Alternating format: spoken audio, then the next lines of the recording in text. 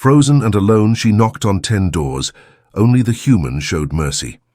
The storm ate the city. Ice hit the streets like glass. Every breath turned white and thin in the air. A small figure moved through the dark, holding her arms tight to her chest. Her name was Lyra. Her robe was torn and stiff with frost. She was hungry. She was shaking. She knocked on one door. It opened a crack. A yellow eye looked out. Then slam, she knocked on the second door. The light went off. The third door said, "Not here." The fourth said, "Leave." Fifth, sixth, seventh. Faces looked at her like she was a disease. The eighth door laughed. The ninth door sent a cleaning drone to push her off the steps. The 10th door did not open at all. Lyra's legs trembled. The street seemed to tilt. Snow gathered in her hair, white against violet skin. She took one more step, then another, and sank to her knees before the 11th door. A narrow metal door with a worn handle and a faded sign in a language she didn't know. She reached up and knocked with a weak hand. Once, twice. The door creaked open. A human stood there. He was broad-shouldered, with a week's worth of beard and tired eyes. His name was Rhys Calder. He did not speak at first. He saw the frost stuck to her lashes and the way her fingers curled like broken leaves. He took one step back, not away from her, but to make space. "Come in," he said. Lyra stared. No one said that word to her anymore. She tried to rise and couldn't. Then Rhys bent forward, wrapped an arm under her shoulders and lifted her as if she weighed nothing. Warm air from inside washed over her face. She could smell heat and oil and boiled water. The door shut behind them, and the storm turned to a muffled roar. Inside, the room was small. Metal walls. A heater hummed in the corner, old but strong. Tools lay on a bench, coils, a cracked screen, a soldering wand. A kettle clicked as it reached a boil. Rhys set Lyra in a chair near the heater and wrapped a blanket around her. The fabric felt like sunlight. She held it to her mouth and bit it so her teeth would stop clattering. Rhys moved with calm hands. He poured hot water into a cup. He added a spoon of something sweet that smelled faintly of flowers and earth. He waited, then knelt and lifted the cup to Lyra's lips. "Small sips," he said. Lyra watched his eyes. Humans were new on this world. Most citizens had never seen one in person. The broadcasts called them violent, predictable, primitive. But the hands that held the cup were steady and gentle. She took one sip, then another. Heat spread into her. The pain of returning blood sang in her fingers. "Name?" he asked, keeping his voice soft. "Lyra," she whispered. "I'm Rhys." He set the cup down. "I'm going to check your hands." Frostbite can lie, she let him. He peeled back the blanket, checked her fingers and palms. He rubbed warmth into them, careful and slow. "You're lucky," he said. "Cold burn, but not deep." "Lucky," she echoed. The word felt strange in her mouth. Rhys stood and worked the kettle again. "Soup," he said. "It's not art, but it saves people." Lyra's eyes drifted around the room. A worn jacket hung by the door with a patch that showed a small blue circle. Earth. The bench held a broken transmitter, half open like a metal shell. A sleeping mat lay rolled in the corner, with a stitched repair down the middle. Everything here was scarred and mended and somehow alive. "Why?" Lyra asked. "Why what?" "Why did you open your door?" Rhys tasted the soup and added salt. He didn't look at her as he answered. "Because it was a door," he said. "And you were cold." Lyra held that line like a coal. He brought the bowl to her. She ate slowly at first, then faster. The spoon clicked against the rim. Tears surprised her. They slid hot and clean over chilled cheeks. She wiped them with the back of her hand, embarrassed. Rhys pretended not to see. Outside, the wind rose. It scraped the city's steel bones. Somewhere far away, an alarm gave a single pulse and fell silent. Lyra finished the bowl. Heat unfurled in her chest. She pulled the blanket tighter and leaned back just for a breath, but sleep rushed in like a wave and pulled her down. Her head dropped to her shoulder. The last thing she saw was Rhys hanging the kettle for another boil, his face thoughtful, the storm's light crawling across his jaw. She woke to quiet. The heater still hummed. Rhys sat at the bench working on the transmitter, a small lamp casting a circle of soft gold. He turned a tiny screw with a careful twist. His shoulders were heavy but patient. Lyra sat up. The blanket slid to her lap. "How long?" "3 hours," he said. "Your body needed it." She moved her fingers. They answered. She had slept without fear. That realization struck her in a strange place deep inside. It was like finding a stair where there used to be only a wall. Reese squeezed a clip. The transmitter flickered, coughed, and died. "What is that?" she asked. "An uplink," he said. "Short range. If I can route it through the maintenance grid, I can broadcast a signal off-world. I'm trying to go home. You're stranded." "Crash landed," he said, as if that was a small thing. "Been fixing everything since." Lyra stood. The blanket fell. She caught it and drew it back around her shoulders, suddenly shy. "I should go," she said. "If I stay, I bring trouble to your door." "You brought a storm," he said, not unkindly. The trouble was already here. She looked at the door. She imagined the street waiting like a hungry mouth. She thought of the 10 doors and the faces behind them, the disgust, the fear, the empty stare. She thought of the law that said the low must remain low, and the hungry must stay hungry. And the cold must prove it deserves warmth before it can have any. "Do your people have a law," she asked, "about taking in the unwanted?" Reese set down the tool. "We have a lot of laws," he said. "But I try to live by the simple ones." "Which ones?" "Feed the hungry," he said. "Warm the cold. Don't shut the door on someone who might die if you shut it." Lyra held his gaze. "Then your law is illegal here." Reese waited. "There is a patrol," she said quietly. "They watch the lower blocks during storms. If they find a noble who has fallen or a worker who has run, they make a show of it. To remind the rest." Reese's jaw worked. "They'll come door to door?" "If they get a report," she said. "Sometimes they don't need one. Sometimes the storm is an excuse." Reese glanced at the transmitter, then at the door, then at Lyra. "Are they looking for you?" Lyra drew the blanket up like armor. Yes, he didn't ask why, not yet. He rose and moved through the room, quick and methodical. He pulled down the jacket and tossed it to her. "Put this on. If anyone comes, you're a mechanic's helper. You knocked because your heat line blew. You came in to thaw your hand so you could fix it." Lyra slid into the jacket. It was too big, but the weight felt good. She pushed her arms through and buttoned it high. It smelled like metal and rain and a little like him. Reese lifted a floor panel and pulled out a narrow case. Inside lay 3 chips and a coil.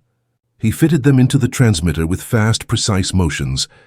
"If I get this working, I can call a pickup. But I'll have to reach a clean node. The grid is noisy here. That means outside," Lyra said. "Yeah." He met her eyes. "I don't have to stay." Lyra's hands gripped the jacket's edges. She thought of the street like a blade. She thought of the blanket like a small fire in winter. "I will stay," she said, "until you are safe." Something shifted in his expression, subtle and deep. Respect. Not the thin kind people throw like coins. The kind a soldier gives a soldier. A sharp knock cut the room in half. 3 hard raps. Reese's eyes flicked to the door, then to Lyra. He nodded once. She understood. She walked to the bench, picked up a coil and bent over it like she was checking for a fault. Reese set his face to neutral and opened the door a hand's width. 2 enforcers stood on the step, their armor slick with ice. Their helmets showed mirrored lenses. "Heat inspection," one said. "We had a report of illegal shelter." Reese leaned his shoulder against the frame. His voice turned bored. "Shelter? In this place? You're welcome to inspect, but the only thing illegal in here is how bad my tools are." The nearest enforcer peered past him. "Who's that?" "My helper," Reese said, casual. Hands went numb in the storm. "Can't twist a bolt if you can't feel your fingers." The enforcer stepped inside. The other followed. Their boots dripped meltwater. The heater hummed on, stubborn as a heart. Lyra kept her eyes on the coil. She made her hands move like she had seen Reese do, slow, certain, busy. The first enforcer walked a slow circle. He picked up the kettle, sniffed, set it down. He touched the heater's vent and flinched at the heat. He looked at Reese again. "You're the human," he said, "so I've been told. Your kind are so messy." Reese smiled with just one corner of his mouth. "We do our best." The enforcer drifted toward Lyra. He was close enough that she could see her own small reflection in his mirrored lens. A violet face, jaw set, lips dry. "You," he said. "Remove the hood." "Hands are still stiff," Reese said. Let her thaw. "You need me to sign anything?" The enforcer stared a heartbeat longer, then turned. "Fine, next block." They moved to the door. The first one paused on the step. "If you are found harboring a lower," he said, not looking back, "the punishment is public." Then you'd better not make a mistake, Rhys said, and shut the door. The room held still. Lyra exhaled all at once and had to grab the bench to steady herself. Rhys let out a breath like a laugh, quiet and amazed by itself. They will come back, Lyra said. I know, Rhys said. So we move before they do. He pulled a pack from under the mat and began to load it. The transmitter. The chips. A small battery. A coil of thin wire. He tossed Lyra a pair of heavy boots. We'll cut through the service tunnels, he said. There's a node tower by the old beacon yard. If we reach it, I can get a clean line to orbit. And if we don't? Lyra asked. Then we make another door, he said. They left at night. The storm had tired itself out. It lay quiet like a great animal sleeping. The city lights were weak and blue. Their breath smoked as they moved, two shapes against the metal ribs of Narrated. Rhys led. He knew the service routes like veins, down a ladder with rungs that bit the hands, across a narrow bridge over a dark canal whistling with cold air, past a trash fire where a group of silent workers warmed their palms and looked up with blank faces, then looked away. Lyra felt their eyes follow, but no voices rose to call alarms. In some places, mercy passed as a small shared silence. At a locked grate, Rhys wired a simple loop and twisted. The light went green. The grate slid. They slipped through and closed it behind them. Why did they cast you out? Rhys asked at last, his voice low. It was not a demand. It was an opening. Lyra watched her breath drift. I was born in the high houses, she said. I wore silk. I learned codes. I spoke in 3 tongues. They sent me to witness the winter purges so I would understand order. And I understood that order is just a word, she said. If it crushes the weak to keep its shape, it is not order. It is fear. Rhys's eyes moved over the frozen pipes. So you said no. I helped people escape, she said simply. I opened doors. I wrote new names for them. When they found out, they cut my name and not my head. It was a mercy they wanted everyone to see. They moved in silence for a moment. Rhys's hand lifted to the pack strap and settled there. Then we are the same kind of mess, he said. They reached the beacon yard. It rose like a forest of thin spires, each crowned with dead lights. Snow lay in sheets between them. The node tower stood at the center, tall and narrow, its maintenance hatch half open, ice crust along the edge like salt. Rhys knelt, pried the hatch, and slid inside. Lyra followed. The air was colder here, but still. Rhys unfolded the transmitter, clipped the coil and whispered numbers as he worked. Power. Carrier, packet. Come on, you stubborn thing. A soft tone rose. The transmitter's light flickered, then steadied. Rhys smiled without showing teeth. We have a line, he said. I'm going to send a burst to my people. If they're close, they'll hear it. How long? Lyra asked. Minutes if we're lucky, he said. Hours if we're not. Lyra heard something then. Not the wind, not the heater's hum. Heavy steps, the echo of armor on metal, far but clear. Patrol, they tracked us, she whispered. Rhys's fingers flew. He sent the burst. Sent it again. We'll have to hold them off, he said. Can you climb? Lyra looked up into the tower's ribbed throat. Yes, and then go, he said. If I fall, you keep going. When the ship comes, you run to the light. Don't look back, she grabbed his wrist. No, she said. We leave together. He opened his mouth to argue, then heard the steps growing louder and shut it. Stay behind me, he said instead. They climbed. The tower vibrated with the cold, breath by breath, rung by rung. At a second platform, Rhys stopped and reached into his pack. He drew out a small device the size of a hand, 4 arms and a blinking dot. He stuck it to the rail and tapped it twice. If they get this far, it will buy us 10 seconds, he said. How? It will sing, he said. Very loudly, they climbed again. Lights moved below, the patrol fanning out. Voices echoed, sharp and confident. Lyra's arms burned. Her fingers cried. She climbed anyway, a shout. A beam of hard light lanced up, cut past them, and skittered along the tower wall. Halt! Someone barked. By order of... The small device sang. It screamed, pure and piercing. The patrol flinched. A gun fired at the device. It exploded in a flash of white. Metal rang. 10 seconds. They used everyone. At the top platform, the wind struck them like a wall. The sky was clear and black, full of cold stars. Rhys pulled the transmitter free, clipped it to the highest rail and locked the coil in place. "Come on," he said through clenched teeth. "Hear us!" A bolt shrieked up and tore a chip from the rail. Another hit Rhys's shoulder. He staggered and caught himself. Blood spread dark on the jacket. Lyra moved without thinking. She drew him behind the stanchion and pressed her hand against the wound. "You should have left me," she said, and surprised herself with the anger in it. "But you didn't, so now you don't get to fall." Rhys's laugh was short and pained. "Yes, ma'am." A new sound cut the night, low at first, then rising, not wind, not patrol. A deep, steady hum that came from above like a promise. Lyra looked up. The stars moved. A small shape broke from the dark, then another. Dropships, sleek and black, lights out. They fell like quiet knives. The wind curled around them and turned to a wake. The patrol below shouted. Guns roared. Bolts tore the air into burning lines. One dropship flared and turned, cutting a curve across the sky. A rope ladder fell in a swift silver line and snapped tight against the rail. Rhys grabbed it, then pushed it to Lyra. "Go," he said. "No," she said. "Together."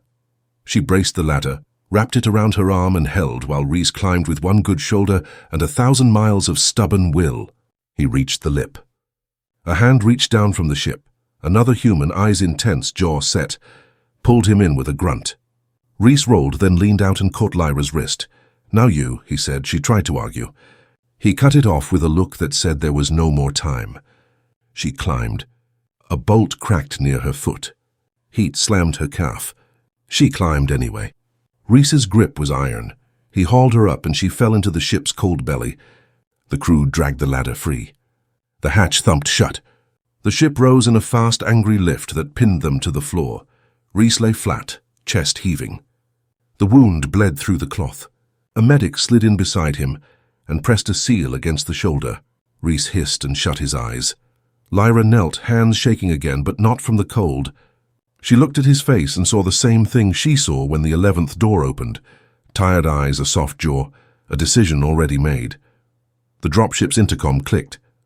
A voice came through, warm and disbelieving. "Captain Calder," it said. "You insane, beautiful human. We got your burst. You found trouble again." Rhys barked a laugh that turned into a cough. "Found a friend," he said. The pilot chuckled. "That's worse." Lyra looked out the small window. The city of Narrated slid away beneath them, a field of metal thorns and thin blue lights. The storm lay like a sleeping beast finally letting go. She felt something unwind inside her that had been tight for years. She spoke without thinking. "The first 10 doors closed," she said, her voice barely above the engine's hum. The 11th opened. Rhys turned his head. "We're stubborn like that," he said. The medic finished the seal. "You'll live," she said to Rhys. "Try to stop getting holes in yourself." "No promises," he said, and then to Lyra, softer. "You all right?" Lyra touched the jacket's edge. It was frayed where he had grabbed her. There was a smear of her blood on the cuff. She thought of the law that punished mercy. She thought of a human who broke that law like it was a thin stick. She thought of the little heater that hummed like a heart. "I think I am warm," she said, amazed at the words. The dropship banked. A larger ship waited above like a dark island, a cruiser with open hangar doors and a circle of white lights that said, "Welcome, come in, we made a space for you." The dropship slid toward it and rose into the light. As they crossed the threshold, Lyra felt small and large at the same time. Small, because the universe was wider than anyone had taught her to imagine. Large, because in that wide universe, one open door could change the shape of a life. Rhys lifted a hand. She took it. Their fingers locked. Not romance, not oath, not debt. Something simpler and stronger. A human gesture between two stubborn beings who refused to leave each other in the cold. The dropship settled. The hatch opened. Warmth rolled in like dawn. A dozen humans stood waiting, tools in hand, eyes curious and kind. No one pointed. No one turned away. A woman with grey hair and grease on her cheek stepped forward. "We heard you knocked," she said to Lyra. "Hungry?" Lyra's throat tightened. She nodded. "Then come on," the woman said. "We keep soup hot for people who make it through storms." Lyra followed, but paused at the hatch and looked back at the city below. The wind had picked up again, combing the towers with a patient hand.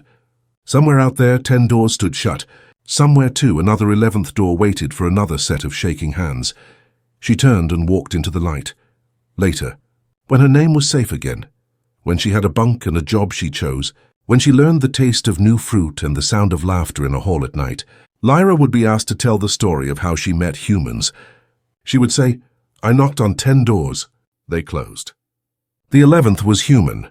He opened it, and that was the truth of it. Because in all the stars and on all the cold streets there are many kinds of power. Some conquer, some rule. Some make people small so they can stand tall. But one kind of power warms the room it walks into. It sees a shaking stranger and says, "There is space here. Come in." Humans at their best carry that power like a lamp. On the day the storm ate the city and tried to eat her too, a human carried it to a narrow metal door with a worn handle and a faded sign. He opened the door, and he let her in.